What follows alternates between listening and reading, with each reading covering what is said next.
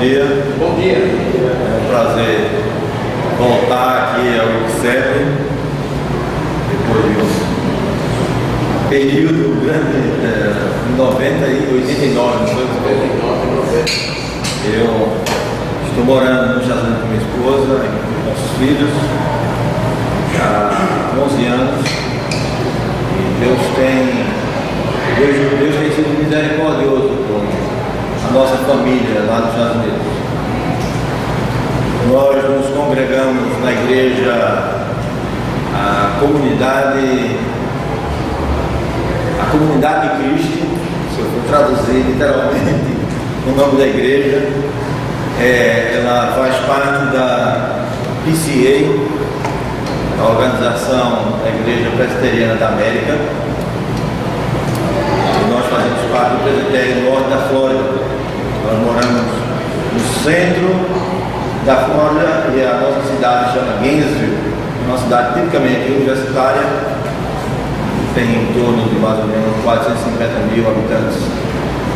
É uma cidade pequena em relação às outras cidades americanas, mas Deus tem, pela sua graça e pela sua misericórdia, tem nos abençoado, tem nos usado lá para o crescimento do seu reino. E para nós é um privilégio voltar à igreja do ICSEP e ver como a igreja tem crescido em todos os sentidos, no sentido físico e também no sentido espiritual. Tivemos o privilégio de ter momentos com o pastor Celos e falamos a respeito da igreja e vemos ao longo dos anos como Deus tem abençoado a vida e o ministério reverendo do José Pastor Celos. E para mim e para minha esposa é um privilégio estarmos hoje aqui com os irmãos nesse dia que é o primeiro dia da semana, que é o domingo, e começarmos aos pés de Jesus ouvindo a sua voz é bem melhor.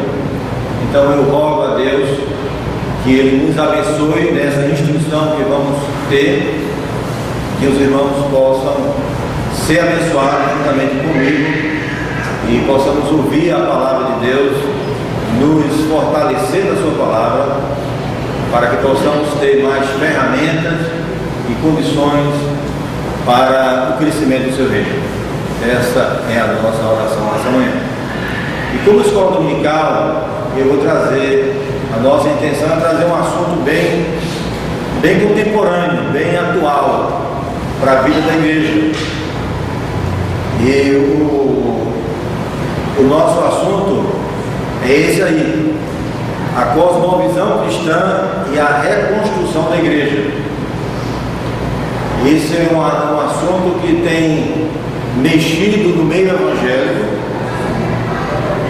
Eu creio que aqui também no Brasil, lá nos Estados Unidos, tem trazido diversas argumentações, e o básico é que cada um de nós temos uma cosmovisão.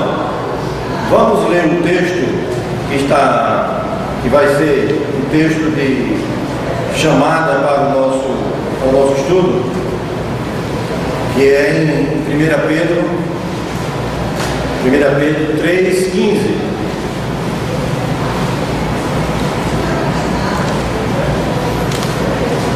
1 Pedro 3,15. Ele diz: antes santificai a Cristo como Senhor em vosso coração, estando sempre preparados para responder a todo aquele que vos pedir razão da esperança que há em vós. Então nós, como soldados de Cristo, como Paulo fala lá em Efésios capítulo 6, devemos estar preparados para essa guerra que nós estamos vivendo. E esse texto eu fiz um pequeno comentário sobre esse texto. Ele diz aqui que estamos sempre preparados para responder estamos sempre preparados a prontidão para confessar Cristo é um aspecto importante de considerar a Cristo, o Senhor, como santo.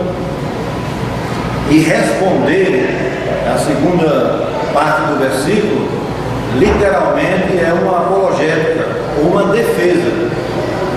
Para você poder responder aquilo que lhe perguntam a respeito do que você crê, primeiro você tem que estar buscando a santificação. Esse é o primeiro processo. Esse é o primeiro passo, o primeiro degrau que você vai ter que responder com clareza, com firmeza, aquilo que você crê. Você tem que ter a base bíblica, tem que ser uma nova criatura, tem que ter a certeza da sua salvação e saber dos pilares da fé que você abraça. E se é da igreja fundamentalista, com certeza é a fé bíblica, sólida na palavra de Deus. E evangelho, nós temos aí em abundância os ditos evangélicos, até é mais uma denominação que surge. Mas como eu conheço os fundamentos da igreja fundamentalista, os irmãos precisam entender quais são esses fundamentos. Os irmãos precisam abraçar os fundamentos, porque a sua origem, o seu nascedor, vem da palavra de Deus. Está alicerçado na palavra de Deus. Então, responder a apologética é a defesa da fé, como Judas fala lá no seu livro, no capítulo 1. Devemos estar prontos para resolver, para responder às perguntas que qualquer pessoa nos faz a respeito da nossa fé. Qual é o nosso objetivo nessa manhã? O nosso objetivo é compreender o que é cosmovisão cristã. A segunda é a importância da cosmovisão cristã para a igreja. E em terceiro, não é pretensão nossa esgotar o assunto. O assunto é muito extenso. Se fôssemos tratar esse assunto, levaríamos 6 meses para ter uma compreensão geral. Hoje é só uma gotinha que nós vamos tentar trazer a ideia geral de uma visão, da cosmovisão.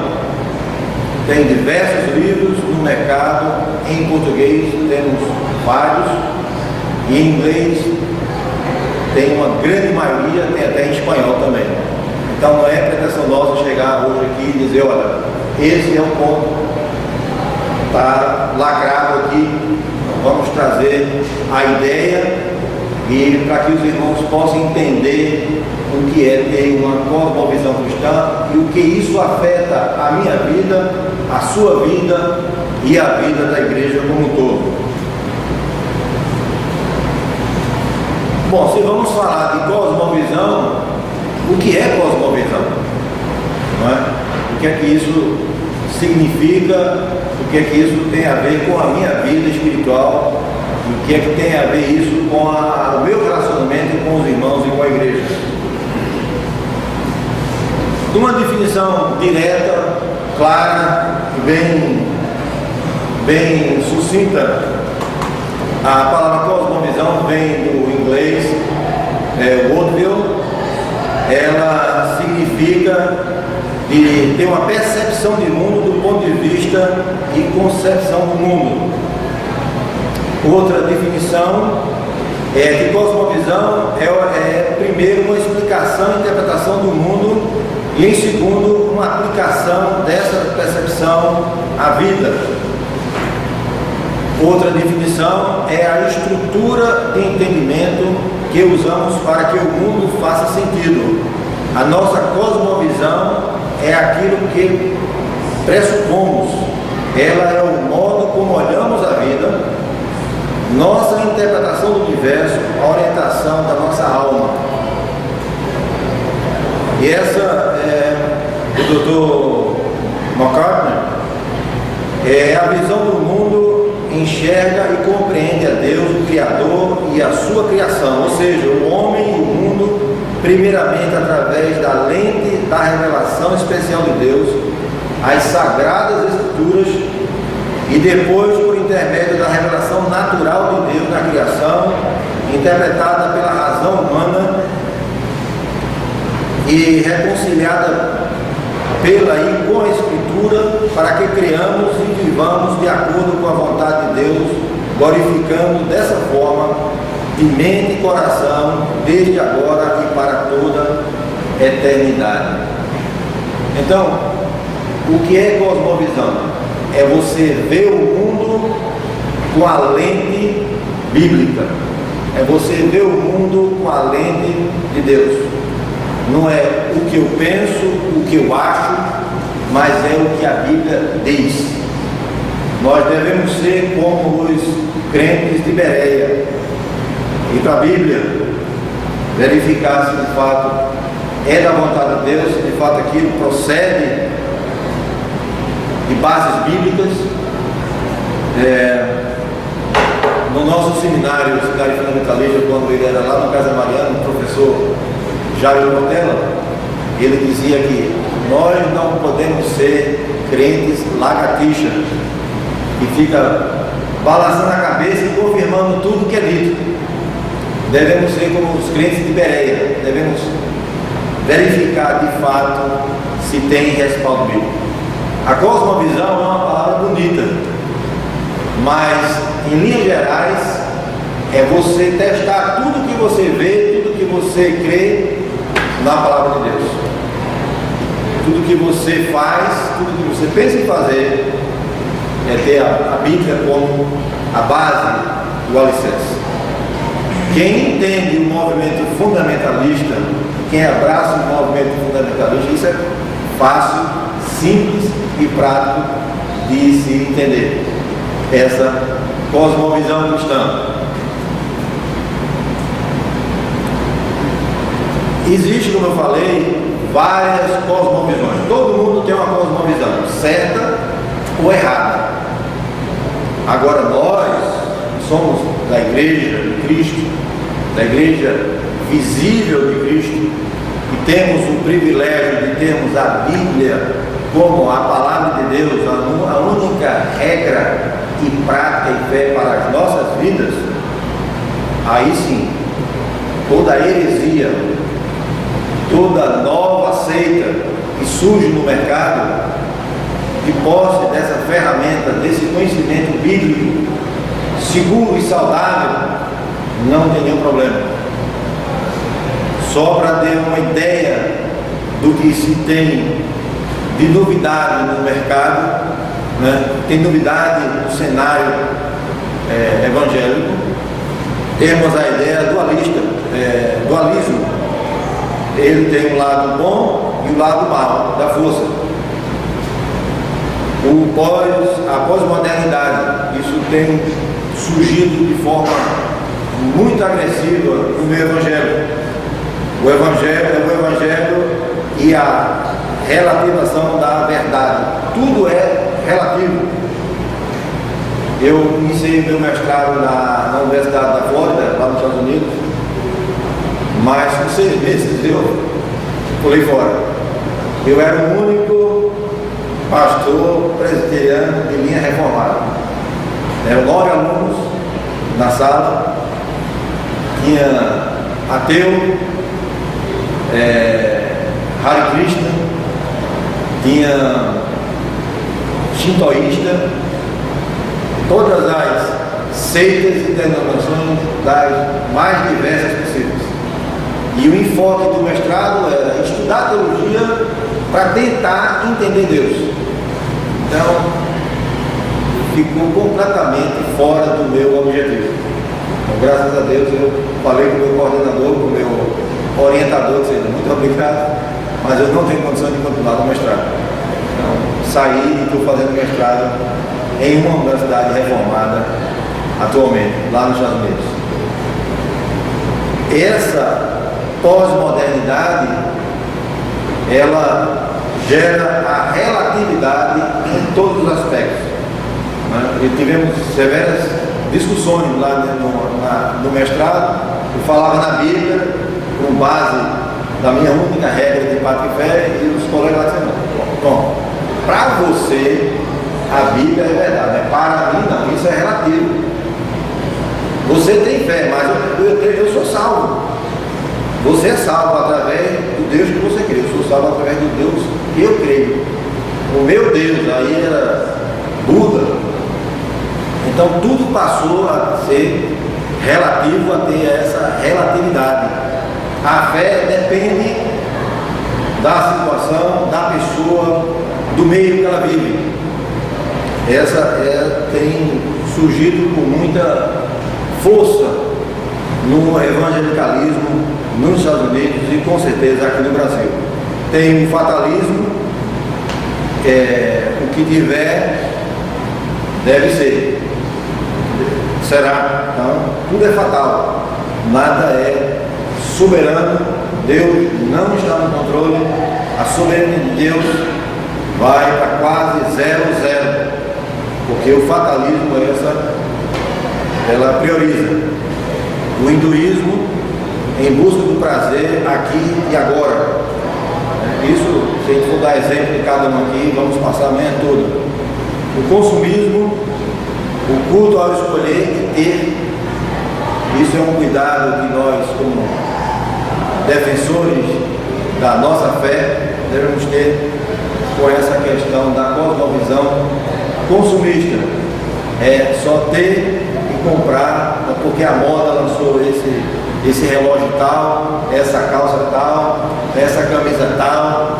Então o consumismo passa a ser uma prioridade na vida da igreja, de alguns irmãos. Então nós precisamos ter muito cuidado com o mundo. Nós temos que influenciar o mundo e não o mundo influenciar a igreja. Tem o universalismo. No final de tudo vai dar tudo certo. A salvação ela é universal, todos serão salvos de qualquer maneira, né? Independente do que crê, do que faz, todos serão salvos. O feminismo e o ensino bíblico, esse é um assunto que tem crescido muito nos Estados Unidos. Eu acho que a igreja presbiteriana PCA, da qual faço parte, vai ter um racha próximo. Eu acho que em mais uns 5 anos aí nós teremos um racha da igreja presbiteriana.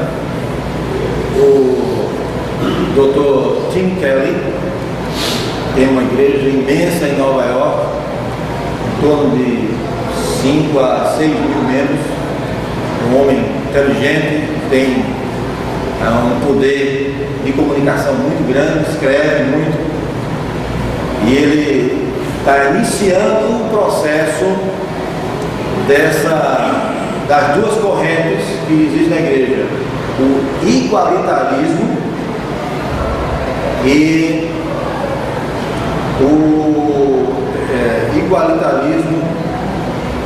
e tem outro nome agora que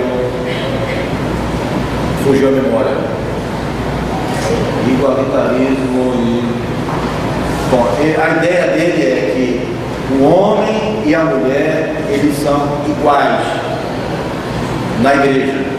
Tem o mesmo direito. Pode ter presbítero mulher, presbítero homem, diácono mulher, diácono homem. Qual é a base dele? Que lá em Gênesis, quando o homem pecou, Deus restaurou o homem, isso o homem significa o casal, na cruz. A humanidade foi restaurada em Cristo na cruz. Então, o igualitarista, que é a visão do Dr. Tim Keller, que está se infiltrando na igreja PCA, é que não tem problema, o homem e a mulher podem ter serviço, pode ser. Ele acabou de ordenar uma diácona recentemente. Eu não tenho nada contra, quero deixar claro o meu ponto aqui, com a mulher trabalhar na igreja, desde que ela não seja ordenada, porque eu não vejo respaldo bíblico nenhum na Bíblia para a mulher vir à frente, servir Santa Ceia, subir no púlpito e pregar. Eu sou a favor do trabalho feminino, eu sou a favor do trabalho feminino na igreja. É um trabalho forte, é um trabalho que alavanca a auxiliadora, a Federação das Mulheres, ensina na escola dominical, evangeliza, faz visitação. Eu e a Débora, nós temos um trabalho de casais. Dentro do meu mestrado, eu estou fazendo uma ponte para aconselhamento pastoral. Então, temos oportunidade de fazer aconselhamento de casais. Então, ela vai comigo quando é um casal, quando é uma mulher, ela vai comigo também. Quando é um homem, eu posso ir só. Então, ela é a minha complementarista, ela complementa a minha vida e o meu trabalho.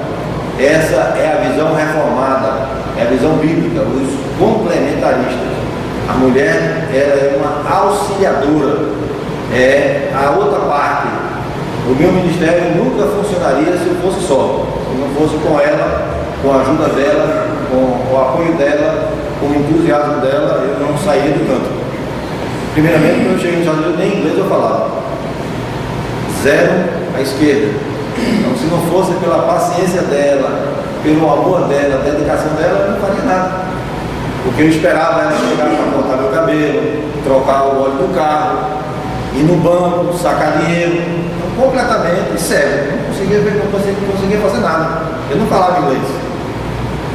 Então, total dependência dela e dos meninos. O filho chegava da escola e dizia: "Meu filho, vamos comigo ali." "Ô pai, agora você tem que ir comigo, eu vou fazer. Eu preciso botar gasolina no carro, eu preciso cortar meu cabelo, eu preciso ir no banco, eu preciso tirar dinheiro." "Eu não consigo, eu vou chegar lá, a mulher vai falar comigo, eu não vou fazer nada." Então, esse papel complementar, esse é o papel bíblico, na visão bíblica reformada, que eu abraço e creio que hoje tem crescido muito essa visão da mulher tomar lugares indevidos na igreja, como Paulo fala a Tito e a Timóteo, muito claro. Aí tem o liberalismo e o legalismo, dois extremos, só lei e só graça. Não, aqui tem que fazer isso aqui, todos aqueles rituais, todo aquele processo. Não, agora não, eu vivo pela graça, não tem problema, lei, não quero saber de lei. Então há uma confusão e uma distorção de conhecimentos bíblicos a respeito da graça. Outro que tem surgido muito forte lá nos Estados Unidos é os desigrejados. A ideia é: eu sou crente, não preciso ir para a igreja, eu fico em casa, faço a minha oração, leio a Bíblia, para que ir para a igreja? Então isso tem crescido muito, tem até grupos dos desigrejados, não vão mais para a igreja, se reúnem em lugares diferentes, não vão para a igreja de jeito nenhum, porque não precisa, não tem, eles, na visão deles, na visão cosmovisão deles, não tem necessidade de ir para a igreja. Então, isso tem crescido muito e eu creio que aqui deve aparecer, se não já apareceu. O problema é que a heresia e a distorção bíblica aparece na Europa, vai para os Estados Unidos, se desenvolve, toma corpo, forma, aí o Brasil importa. O resto não importa, né? Porque é bonito vir para os Estados Unidos. Eu comprei nos Estados Unidos. Então essa é a mentalidade do mundo, infelizmente é a nossa mentalidade também. E a única forma para bloquear, para impedir tudo isso é através de uma cosmovisão bíblica sadia, baseada no que a Bíblia nos responde. É, de fato, ter a Bíblia como a nossa única regra de prática de fé. Literalmente. Esse é o ponto. Se a gente fosse definir todo estudo e parar agora e dizer: olha, em resumo é isso, eu diria o que é cosmovisão cristã. Resumindo tudo, eu vou usar as palavras do meu professor, o Franco Ferreira, que foi professor meu na cadeira do mês do terceiro módulo sobre apologética. Ele disse que o modo de ver o mundo é a interpretação que fazemos da vida humana em geral. É o sistema de crenças básicas, são os meus pressupostos, o que eu creio, os meus fundamentos, que usamos para organizar e interpretar a nossa experiência da vida. É literalmente a nossa visão de cosmos ou a nossa visão confessional. O que eu confesso, o que eu creio, o que eu vivo é a minha cosmovisão. Cosmovisão é você botar os lentes. Se eu tirar os óculos aqui, eu não estou vendo direito ali a que horas são. Está bem embaçado. Mas se eu coloco, eu não estou vendo o que está na minha frente. Mas se eu coloco as lentes espirituais aqui, ó, simbolizando aqui, trazendo essa ideia, botando aqui, agora, são 10h31. É a mesma coisa da nossa vida prática, dos valores. Vou dar um pequeno exemplo. No seu trabalho, você tem hora para chegar às 8 horas da manhã. Aí você chega de 7h05, porque tem uma tolerância de 7 minutos. Todo dia você tem uma tolerância de 7 minutos. Bom, você tem tolerância, essa é lei, porque eu não vou usar. É a mentalidade do mundo. Isso tem muito. Lá tem, aqui tem. A diferença daqui e dos Estados Unidos é que lá fala inglês e aqui fala português. Somente. É o que eu aprendi nesses 11 anos. Eu trabalho no sistema público, eu trabalho no serviço social, por conta da minha teologia.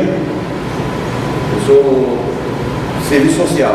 Trabalho lá como prestação de serviço social para o Estado. Então o que acontece? Você tem que bater o ponto às 7, no meu caso às 8 horas. Aí o Estado dá 15 minutos de tolerância. Mas para que as pessoas possam me ver, e todo mundo sabe que eu sou crente, todo mundo sabe que eu sou pastor. Então, para que o que eu digo, para o que eu faço, tenha respaldo e apoio bíblico, eu chego e faço o possível e o impossível para chegar 10 para as 8. 10 para as 8. E eu moro bem pertinho. Se eu for a pé, dá 10 minutos. Se eu for de bicicleta, dá 7 minutos. Se eu for de carro, dá 5 minutos. Então não tem porquê ninguém chegar atrasado no trabalho. Não tem.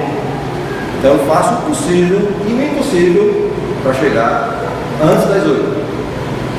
Para a minha diretora, quando me vê, ligar por algum motivo, eu estava dentro do escritório.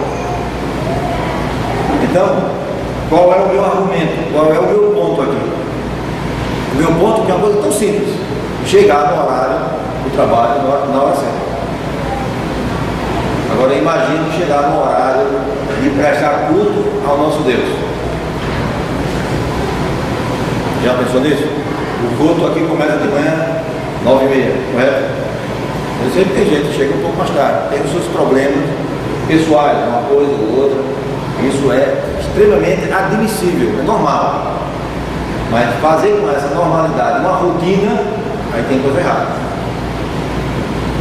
Concorda comigo? Concordo. Porque você chegar atrasado uma vez ou outra é normal. O trânsito, e agora em Recife o trânsito estava caótico.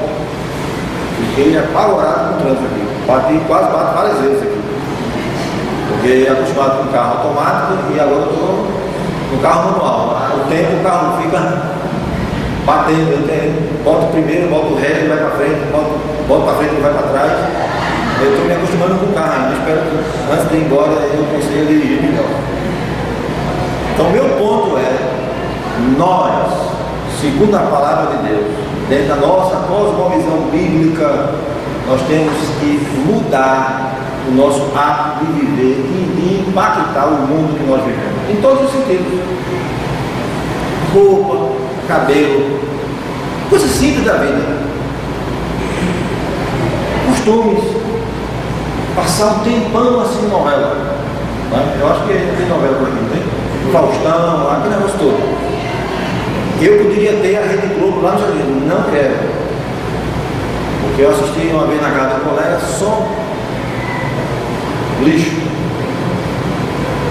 Eu só assisto o Jornal da Globo, o Jornal Nacional e o Jornal da Globo do dia anterior. Eu entro na internet e assisto o de ontem, do dia anterior.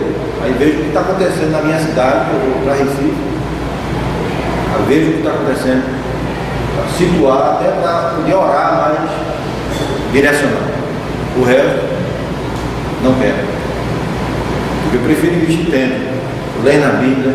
Meu tempo está desse tamanho assim. Trabalho de segunda a sexta, de 8 às 5 da tarde, chego em casa, me organizo. Tem que dar atenção à minha esposa, a gente vai fazer exercício, volta, tem que sentar no computador, na cadeira do computador dela, para estudar, investir tempo no meu mestrado. Ela está fazendo também. Então, a gente tem que ser muito coerente. A gente tem as duas filhas que são casadas, um rapaz que mora com a gente ainda. A cosmovisão bíblica, se os irmãos entenderem isso, hoje eu vou estar satisfeito. E a minha intenção hoje é impactar os irmãos, dar uma chacoalhada assim, balançar assim, e falar da importância de ter uma cosmovisão bíblica. É uma palavra bonita, que tem surgido com muita força no arraial evangélico. E os irmãos precisam entender que é ter e viver de forma bíblica. Um pouco de história para que os irmãos possam entender que o problema não é de agora. Essa questão de tantas seitas, de tanta perturbação no meio evangélico não é novidade. Se a gente voltar para a igreja no primeiro século, a origem da igreja, nós vamos ver que os problemas já são antigos. O que muda são os atores. O teatro é o mesmo, mas os atores, que somos nós, em suas épocas, mudam, né? Então você vê aí que o motivo do surgimento de boa parte da literatura do Novo Testamento foi a convicção de que Deus havia revelado a verdade e que em algumas comunidades cristãs a mentira estava sendo instalada. Se você pegar o livro de Gálatas, né, você vai ver que os judaizantes, os que se converteram para o cristianismo, os judaizantes, queriam dizer o seguinte: olha, minha gente, Paulo está certo, mas você tem que fazer a lei, tem que cumprir a lei, tem que ser circuncidado, tem que seguir o calendário judaico com todas as festas e cerimônias. Só Cristo na cruz não salva, vocês estão indo para o inferno. Essa era a visão dos Gálatas, da igreja em Gálatas. Aí Paulo, peraí, está errado. Não é isso que a palavra de Deus fala. Salvação pela graça, só pela graça, pela justificação. O livro dos Gálatas é Paulo expondo os 6 versículos, 6 capítulos sobre a doutrina da justificação. Ele sai a cada capítulo argumentando de forma crescente sobre a posição bíblica sólida a respeito da justificação. Aí tem Judas, Pedro, 1 Tessalonicenses, uma infinidade de livros. As epístolas paulinas principalmente foram basicamente escritas, entre outros grandes problemas, encorajar os crentes a enfrentarem os problemas. Tiago, aí já é o próprio Tiago, encorajando os crentes a enfrentarem os problemas que eles estavam vivendo. Pedro, 1 e 2 Pedro, diz: olha, os problemas estão aqui, como é que se resolve à luz da palavra de Deus? O mundo aí fora tem o seu jeitinho, a sua maneira de resolver, mas o crente tem a cosmovisão bíblica, tem os padrões bíblicos, que a Bíblia é a única regra de prática e fé. Então vamos seguir os procedimentos bíblicos, né? Quando um problema surge, o que é que o mundo faz? Fulano, eu queria meia nota aí, dá uma meia nota aí no caixa 2, tem que fechar aqui a contabilidade. A contabilidade está com um buraco desse tamanho, por fiscal vem amanhã, eu tenho que fechar, como é que eu faço? Isso é a visão do mundo, a cosmovisão do mundo. Aí o contador disse, não tem problema, não, eu vou falar com um colega meu que tem um armazém, ele vai te vender a nota é R$500. Aí eu falsifico a nota, entro no caixa e depois eu contabilizo. Eu estou dizendo isso porque eu tive uma empresa de informática aqui no Brasil, aqui em Recife, e eu prestava consultoria de automação a diversas empresas, a Bikini, grandes empresas aqui. Não vou dar nome das empresas para não me viabilizar, esse não é o meu objetivo. Mas vi muito. Então essa é a solução do mundo. Qual é a solução do crente? Fazer o correto. Bíblica. Fazer o correto de forma bíblica. Porque fazer correto do jeito que eu penso. Fazer o correto de maneira honesta com Deus. De forma, exatamente, irmão.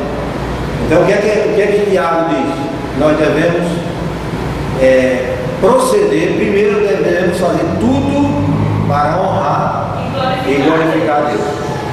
Então se eu vou resolver um problema, eu tenho que orar, Deus, olha, está esse problema, eu preciso de uma solução, mas em primeiro lugar que essa solução honre o teu nome. É verdade.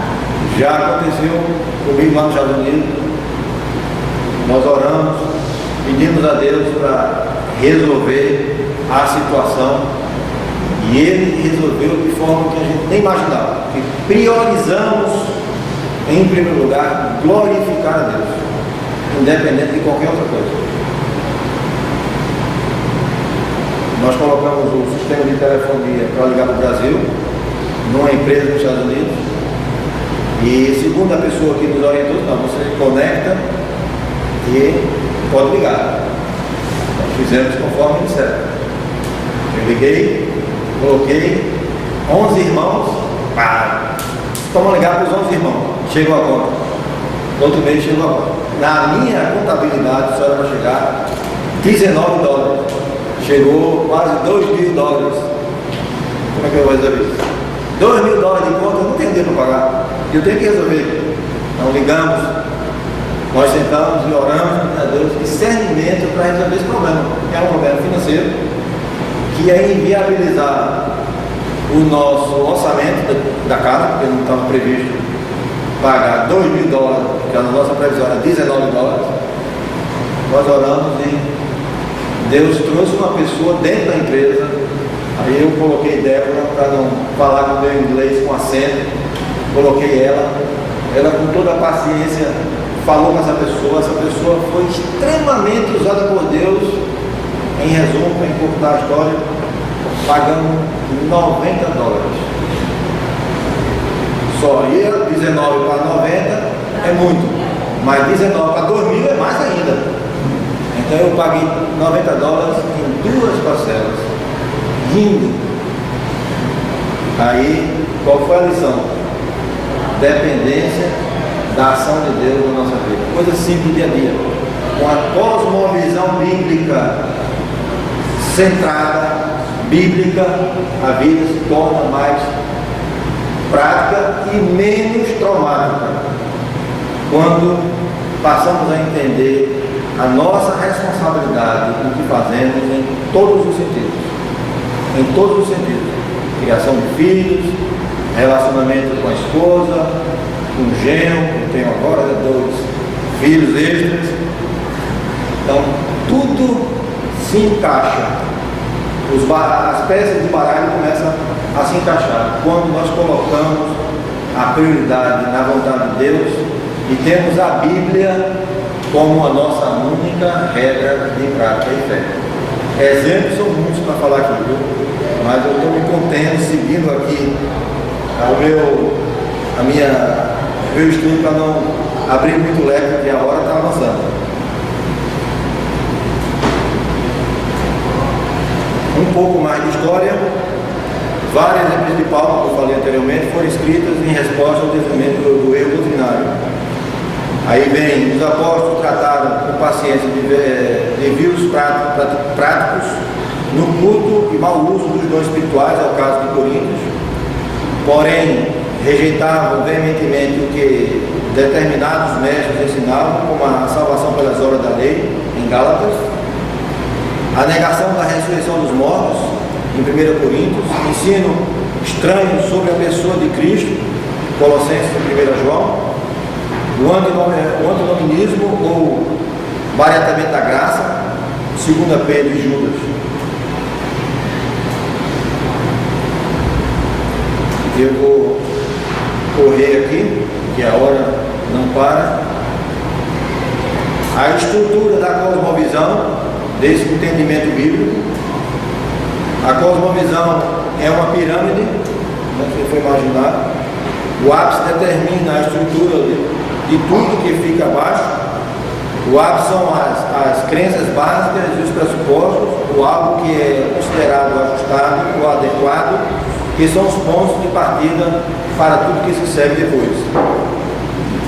Como estrutura da cosmovisão, vem a fé ou crença. Qual é a minha cosmovisão do que eu creio? Ela parte da onde? Qual é o meu princípio? Inteligência ou raciocínio? Como é que eu vou detectar a minha cosmovisão, meu entendimento bíblico nessa questão de inteligência e raciocínio? Situação e fase da vida, eu falei aqui, a hora de chegar no trabalho, a hora de viver, né? E a sua cosmovisão, como você aplica o que crê no dia a dia, trabalho, casamento, relacionamento, ética profissional, uso do tempo e dinheiro. A Bíblia tem toda essa orientação sobre a estrutura da cosmovisão e o seu dia a dia. A nossa cosmovisão atua como um guia para a nossa vida. Jesus é o único caminho de salvação? Sim. Efésios capítulo 2, versículos de 8 a 10 está lá. Versículos de 1 a 3 está a situação do homem. Né? Nós éramos escravos, mortos, cegos. No versículo 4, Paulo fala, mas Deus com sua graça, aí 8, 9 e 10, porque pela graça sois salvos, por meio da fé, isso não vem de vós, é dom de Deus, não vem pelas obras para que ninguém se glorie. Então a salvação bíblica, definida na palavra de Deus, tem que ser a nossa cosmovisão. Qual a igreja ou a denominação que salva? Correto. O Evangelho, centrado na pessoa de Cristo. Esse é o Evangelho correto. Quais as nossas opiniões sobre impostos, política, aborto, divórcio, violência urbana, criação de filhos, homossexualidade, inseminação artificial, censura? Qual é a minha cosmovisão desses pontos? A sua cosmovisão, do ponto de partida, tem que ser a Bíblia. O que é que a Bíblia diz a respeito de aborto, de divórcio, de educar filhos? Que é um problema que é complicado criar filhos.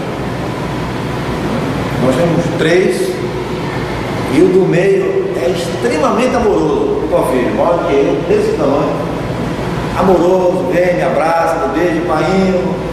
É difícil, você vai corrigir, está fazendo alguma coisa errada, deixando de ir para a igreja no domingo. Ele se acorda tarde, aí porque no domingo de noite, direito. Aí eu chego em casa, geralmente quando eu saio da igreja, eu almoço fora com ela. Aí você trouxe almoço? Não. Por quê? Você não foi para a igreja? Igreja em primeiro lugar. Não foi para a igreja, perdeu todos os privilégios. Aí ele vem, me abraça. Não, pai, eu venho cá. Não tenho acordo. Não tenho acordo. Você sabe que eu amo você. Você sabe que você está no meu coração. Eu oro por você todo dia. Agora você tem que cumprir as suas obrigações, primeiramente como filho de Deus. Você tem que demonstrar na sua vida que você é uma nova criatura. Isso começa com um desejo ardente de ir para a igreja. A igreja, várias recomendações bíblicas, é o momento que o povo de Deus, a igreja, visível se congrega para honrar e glorificar Deus. Existem N versículos que nos respaldam a isso. Então não existe motivo para você deixar de ir para a igreja. Tem carro, se locomove com facilidade, então não tem desculpa. É difícil, criação de filhos não é fácil. Precisa estar orando, pedindo a Deus misericórdia para criar os filhos segundo a orientação que Deus nos coloca. A nossa cosmovisão de moda, o modo como valorizamos os acontecimentos, os temas e a estrutura da nossa civilização e do nosso tempo. O cristianismo é uma cosmovisão. O cristianismo é mais do que um relacionamento com Jesus que se expressa em piedade pessoal, frequência à igreja, estudo da Bíblia e obra de caridade. É mais do que discipulado, mais do que acreditar em um sistema de doutrina de Deus, sobre Deus. O cristianismo é a maneira de viver e compreender toda a realidade. É uma cosmovisão, uma visão de mundo. Porque ser cristão é a coisa mais fácil que tem. Aqui dentro dessas quatro paredes. Mais fácil não. Principalmente quando o Cláudio canta. Aí você fica arrepiado ali dentro do Cláudio cantar. Como é bom cantar em português. A gente canta com o coração. Eu canto em inglês, parece que eu estou cantando, estou fazendo teatro. A música não entra na alma e no espírito. Aí o Cláudio canta com essa voz dele estrondosa, aí você sente o poder de Deus através da música, falando através da música, né? Então o cristianismo não é só você é cristão, sou. Então, péssimo empregado, péssimo marido, péssimo pai, péssimo filho, membro relapso. Não, eu sou cristão. Cadê a vida? Cadê o que faz? O que é que Tiago diz? Nós devemos praticar. Não só ouvindo, obrigado irmão, mas praticantes. Esse é o ponto de Tiago, que deve ser o nosso ponto. Se nós somos cristãos, nós somos bíblicos, aí muda. A nossa cosmovisão de tempo, de espaço, de relacionamento conjugal, de filhos, muda completamente. Porque a nossa leitura, a nossa lente é a Bíblia. Se você não entendeu até agora o que é cosmovisão, vou dar outro exemplo. Se você pegar uma lente vermelha e botar na sua frente, você vai ver tudo vermelho, não vai? Se você botar azul, tudo azul. Trazendo esse exemplo, espiritualizando esse exemplo, se você tirar a Bíblia da sua vida, dos seus padrões, como única regra de prato de fé, qual é a diferença entre você que se diz cristão e o incrédulo? Nada. Zero. Porque ele, o descrente, está lá. Eu não vou escandalizar o descrente, porque ele está perdido, está cego espiritualmente, está morto, está agrilhado, está preso pelo pecado. Eu vou escandalizar o irmão em Cristo. Então a minha vida tem que exalar o cheiro suave de Jesus Cristo. Eu tenho que viver uma vida que demonstre que eu sou uma nova criatura. Se eu sou cristão, a minha cosmovisão tem que ser uma cosmovisão bíblica. Eu tenho que viver de maneira tal que marque presença. Quando eu digo sim, é sim. Quando eu digo não, é não. Seja o vosso falar sim, sim, não, não. Ah, quem foi? Liga para fulano e confirma se é isso mesmo. Tem alguma coisa errada na minha cosmovisão bíblica. Porque o que eu falo não impacta ninguém. O que eu falo, as pessoas questionam. E lá no trabalho, grande sacrifício, ora a Deus, é pedir que a minha vida fale no dia dele, porque eu não posso evangelizar. Porque é norma do Estado, eu como serviço social, chega uma pessoa com problema, eu sei que o problema é espiritual. Relacionamento com o filho, um menino totalmente rebelde, não respeita a mãe vem cá e joga no chão. Você já deve ter visto essa cena. Você quer dar uma boa mamada, ele pode. Eu não posso chegar lá e dar no filho dos outros. Aí eu vou preso lá, eu sou preso rapidamente, então eu não posso. E o grupo que a gente trabalha são pessoas que têm deficiência mental. É uma criança já adulta. Aí complica. Mas quando eu digo à minha diretora, aconteceu isso, graças a Deus, não questiono. E quando eu vou ao médico, eu tenho que levar a palavra me faltou, né? Para publicar. Para a gente é um Tix Notes. É o atestado médico. Eu tenho que levar. Só na segunda vez. Na primeira vez eu não preciso levar um atestado médico.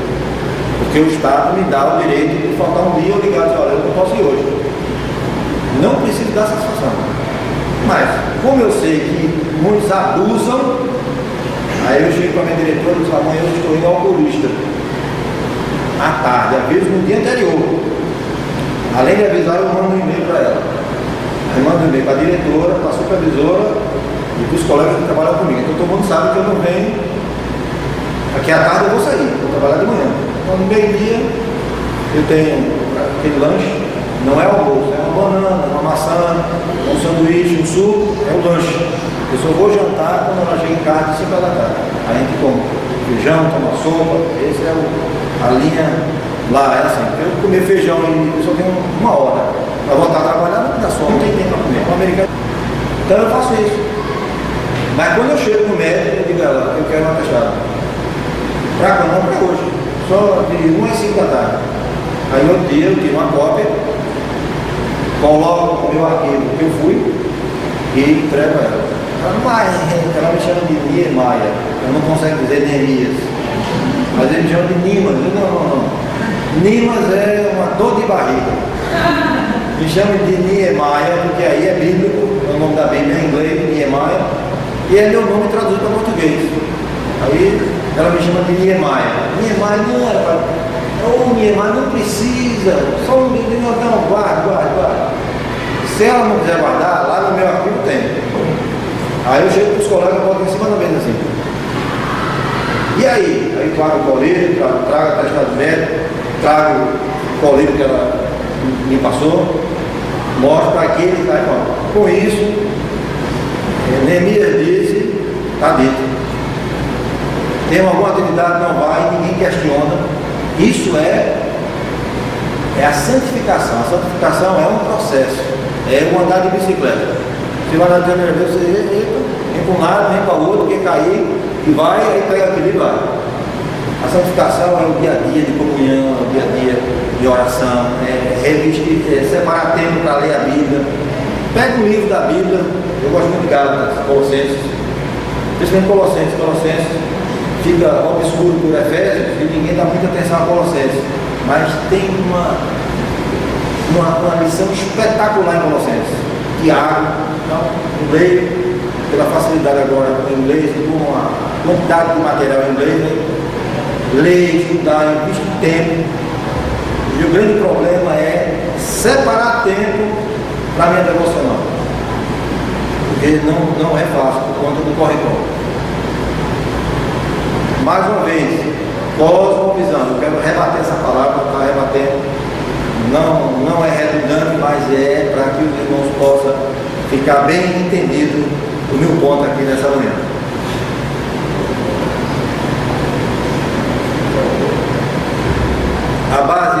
Uma crença básica é que a Bíblia é a palavra de Deus. Todo sistema tem um ponto de partida numa cosmovisão cristã consistente. A primeira e absoluta preposição é que somente a Bíblia é a palavra de Deus.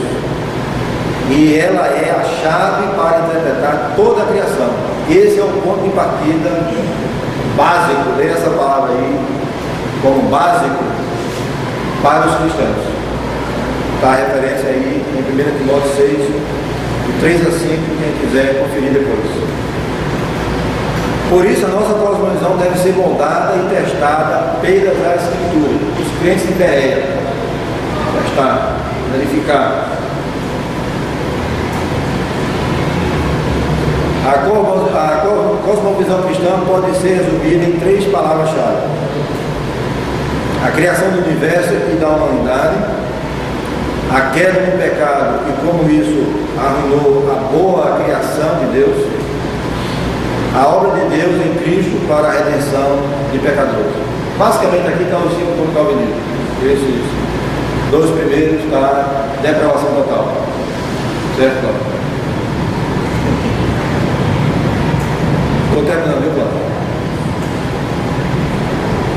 Essas categorias oferecem os meios para comparar e contrastar as várias ideias e filosofias que competem por legitimar a legitimação do mundo atual, por cobrirem perguntas centrais por toda a cosmovisão que deve responder sobre a criação, de onde viemos e quem somos nós, a queda, o que aconteceu de errado com o mundo, redenção, como isso pode ser consertado.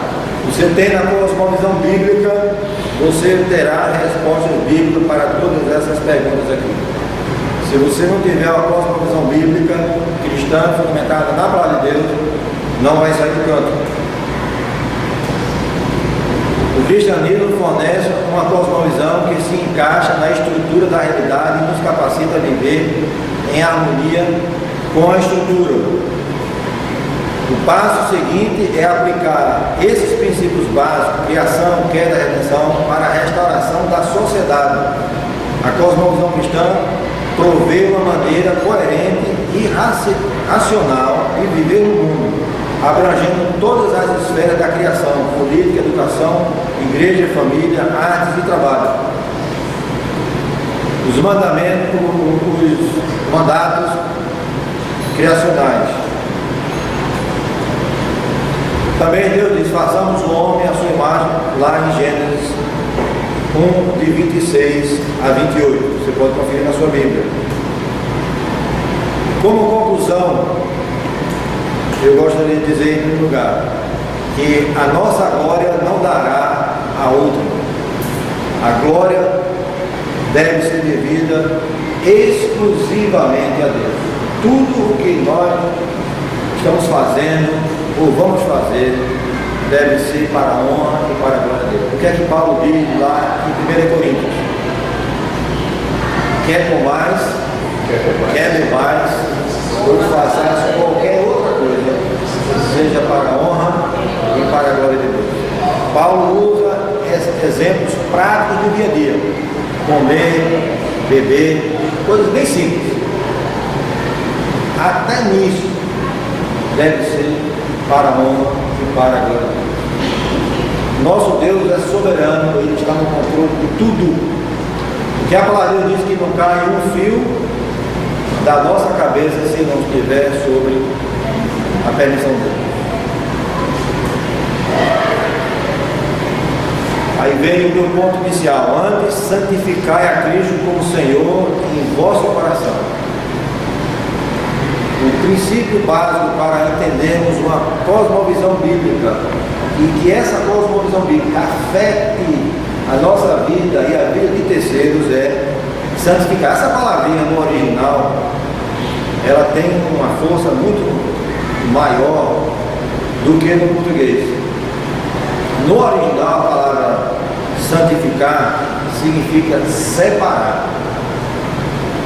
É você separar tudo para a honra e para a glória de Deus. É você dedicar tudo para a honra. É você santificar a sua vida, o seu casamento, os seus filhos, o seu carro, a sua televisão, o seu tempo, o seu dinheiro, a sua casa. Mordomia cristã, santificar a mordomia cristã. Tudo que você tem, tudo tudo, não existe nada fora. Se você tem uma cosmovisão bíblica, tudo que você tem é para a honra e para a glória de Deus. Quer comais, quer bebais, ou façais qualquer outra coisa, seja para a honra e glória de Deus.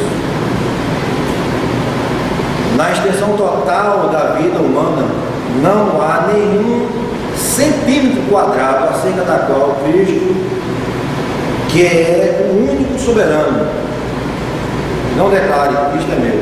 Esse foi Abraham Kuyper que mencionou essa frase. Como aplicação prática para a minha vida, para a sua vida e para a igreja que você faz parte. À luz do que vimos, devemos nos perguntar quais as implicações teológicas e práticas para a minha vida pessoal e da minha igreja.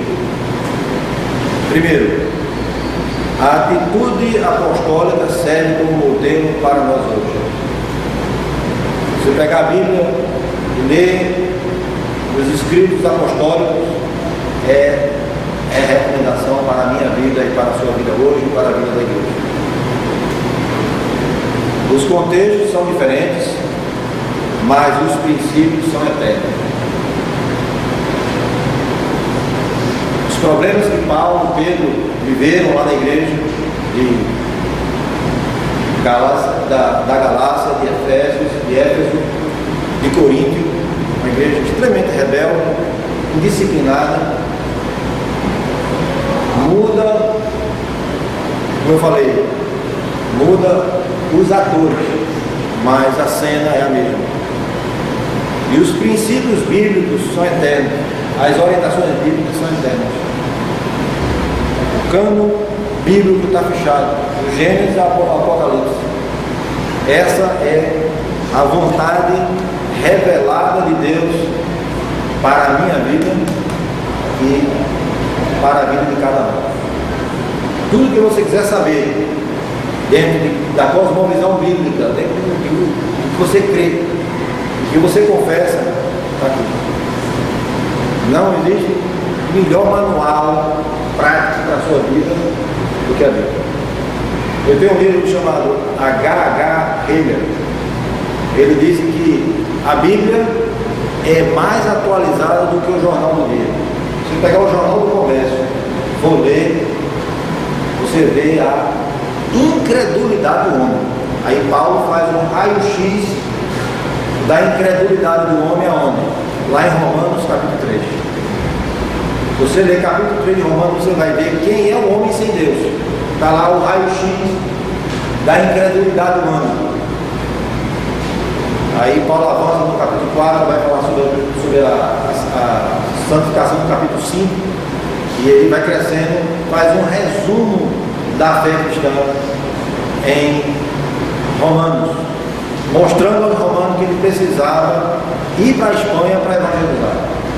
Então ele mostra toda a sua base confessional, toda a sua, valorizando a palavra de Deus, para dizer: olha, a gente precisa evangelizar o incrédulo. Existe um referencial essencial de verdade, que é a palavra de Deus. E eu gostaria de encerrar lendo com os irmãos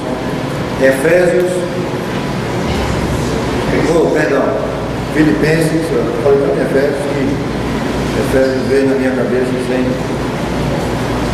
Filipenses 4.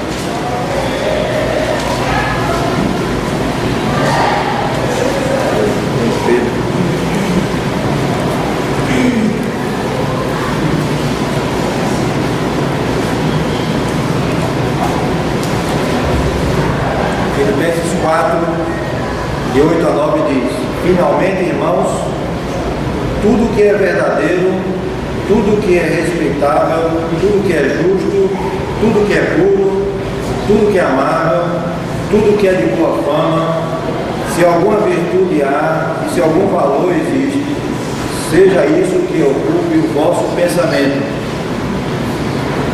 Porque também aprendeste e recebeste e viste em mim, isto praticai, e o Deus de paz seja convosco.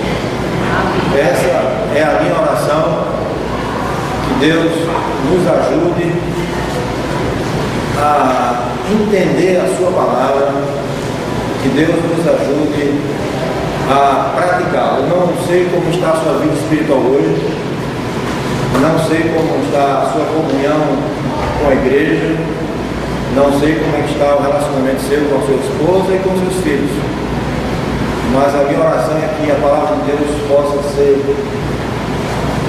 tocada no seu coração, através desse pequeno estudo sobre a cosmovisão bíblica, e que a palavra de Deus possa surtir efeito na sua vida, na sua família, nessa igreja e nesse bairro do Picete, que é imenso e tem crescido muito. Uma cosmovisão sadia e bíblica, nós conseguiremos alcançar os eleitos de Deus. Estão lá fora, nós não sabemos quem são, porque não tem um letreiro na testa, sou predestinado, e a obrigação da igreja é ir por todo mundo e pregar o evangelho a toda a criatura. Quanto a bárbaros, quanto a gregos, devemos anunciar o evangelho. E essa motivação, essa conscientização só é possível quando nós temos uma cosmovisão bíblica sadia e praticante.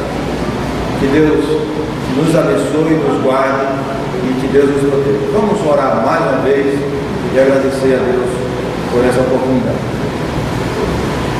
Santo Deus, tu que está nos céus, nós te agradecemos, ó Pai, por esse momento que passamos em comunhão contigo, reunido com os irmãos. Somos gratos a Deus por essa igreja, somos gratos a Deus pelos irmãos que aqui estão. Queremos te pedir por eles e por cada um deles, que tu esteja, Deus, abençoando-nos e guardando-nos para o louvor da tua glória. Tu possas, ó Deus, com a tua infinita graça, encher-nos com teu Santo Espírito e usá-los para abalar esse bairro do Picete.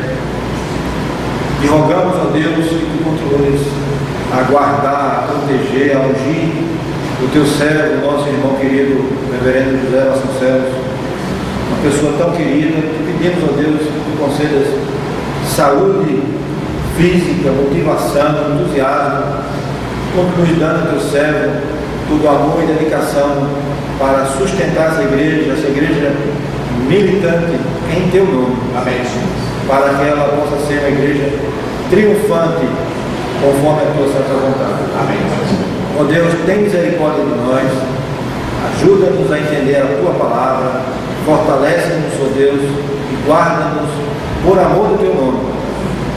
E tudo, ó Deus, que viemos a fazer, quer comamos, quer bebamos ou façamos qualquer coisa, seja exclusivamente para a honra e para a tua glória.